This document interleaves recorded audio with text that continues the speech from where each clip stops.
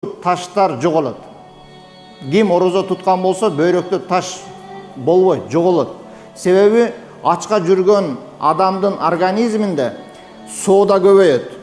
Анан калий туздары, бул бөйрөктөгү, өттөгү негизги таштар калий туздарынан пайда болот.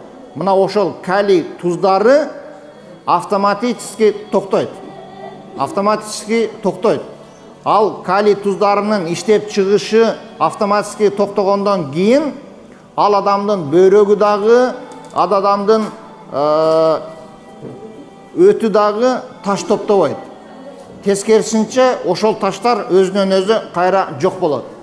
Мына азыркы ушул учурда Бишкекте Абдумуталиев деген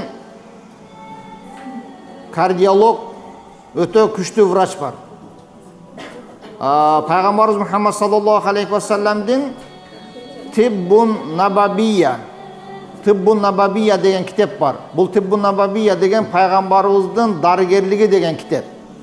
Мына ошол Тиббун Набабиянын котормосун колуна алып, ал киши азыр медицина менен ошол ислам шарият экөөнү айкалыштырып, адамдарды дарылоого өтө катуу аракет кылып, жаңылыктардын үстүндө иштеп аткан кези. Мына ошол өзү кесиби кардиолог болгондугуна байланыштуу колунда жүрөктүн макетин кармап отуруп, мага түшүндүрүп, айтып, ачыктап берди.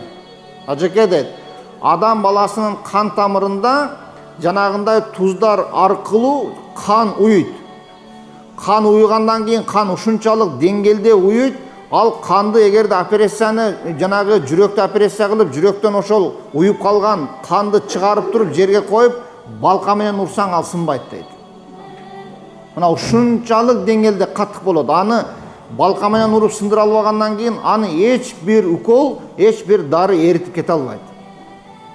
Мына жүрөктүн кан тамырына мына ушундай болуп, жанагы туздун негизинен кандар ушундай болуп уйуйт. Анан эмне болот? Жүрөк ооруйт, приступ болот. Анан кийин жанагындай эрте эле, мына кече эле көрүштүм эле, эрте менен өтүп кетиптир деген ошондо.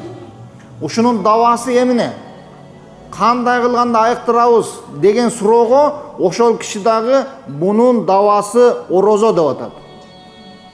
Эгерде кимде ким орозо кармаган болсо, орозо кармаган адамдын өзүнүн организми орозонун негизинде ошончолук деңгээлде катып калган ташты эритип атат. Жүрөктөгү ташты эритип